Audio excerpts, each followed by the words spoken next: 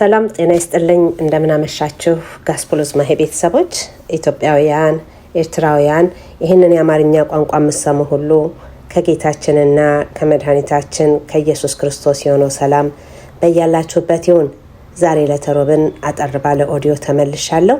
ዛሬ የምናዳምጠው ወደ ሮሜ ሰዎች ምዕራፍ 10 ነው። በደንብ አድርጋችሁ አዳምጡት ደጋግማችሁ። እግዚአብሔር ቢፈቅድ ቅዳሜ እንደተለመደው መስመር በመስመር አብረን እናያለን። አብረን እናዳምጥ። ወደ ሮሜ ሰዎች ምዕራፍ 10። ሮሜ ምዕራፍ 10። ወንድሞች ሆይ የልቤ በጎ ፈቃድና ስለ እስራኤል ወደ እግዚአብሔር ልመናዬ እንዲድኑ ነው። በእውቀት አይቅኑ እንጂ ለእግዚአብሔር እንዲቀኑ መሰክርላቸዋለሁና።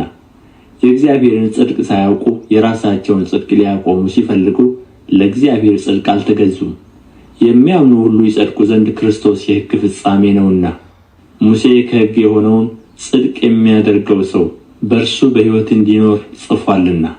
ከእምነት የሆነ ጽድቅ ግን እንዲህ ይላል፣ በልብህ ማን ወደ ሰማይ ይወጣል አትበል፣ ይህ ክርስቶስን ለማውረድ ነው።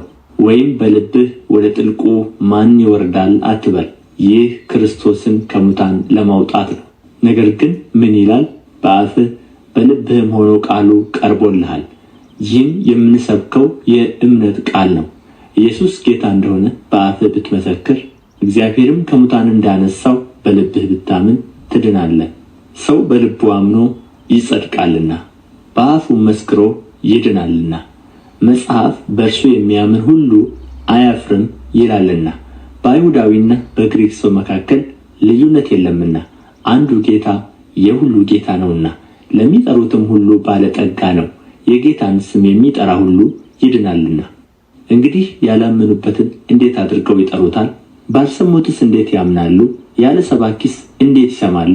መልካሙን የምሥራች የሚያወሩ እግሮቻቸው እንዴት ያማሩ ናቸው ተብሎ እንደተጻፈ ካልተላኩ እንዴት ይሰብካሉ? ነገር ግን ሁሉ ለምሥራቹ ቃል አልታዘዙም። ኢሳይያስ ጌታ ሆይ ምስክርነታችንን ማን አመነ ብሏልና። እንግዲያስ እምነት ከመስማት ነው፣ መስማትም በእግዚአብሔር ቃል ነው። ዳሩ ግን ባይሰሙ ነው ወይ እላለሁ። በእውነት ድምፃቸው በምድር ሁሉ ላይ ቃላቸውም እስከ ዓለም ዳርቻ ወጣ። ነገር ግን እስራኤል ባያውቁ ነው ወይ እላለሁ። ሙሴ አስቀድሞ እኔ ሕዝብ በማይሆነው አስቀናችኋለሁ፣ በማያስተውልም ሕዝብ አስቆጣችኋለሁ ብሏል። ኢሳይያስም ደፍሮ ላልፈለጉኝ ተገኘሁ፣ ላልጠየቁኝም ተገለጥሁ አለ።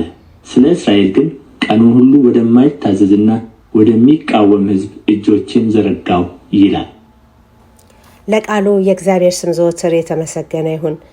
ደጋግማችሁ አዳምጡት። ብዙ ነገር የህይወት መሰረት የያዘ ቦታ ነውና ብዙ የተጠቀምኩበት የመጽሐፍ ቅዱስ ክፍል ነው። በደንብ አድርጋችሁ አዳምጡት። እግዚአብሔር ቢፈቅድ ቅዳሜ በ9 ሰዓት መልሼ ያገኛችኋለሁ።